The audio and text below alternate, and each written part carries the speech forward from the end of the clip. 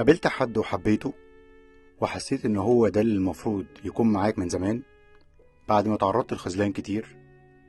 بس عارف، دي احلى حاجة تحصل لك، لان الحب الحقيقي لما بيجي بعد تعب من علاقات فاشلة وعلاقات اتصدمنا فيها وعلاقات علمتنا كتير بيكون احلى، وبتحس بجماله.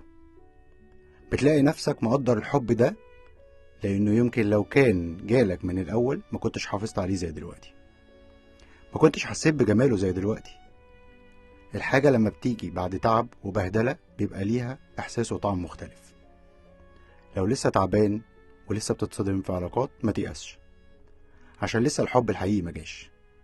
لسه ربنا بيختبرك وفي الآخر هيجبرك، لسه بيبتليك ويختبرك عشان تحس بطعم النعمة اللي هيبعتها لك وتحس بطعم الجبر بعد الصبر.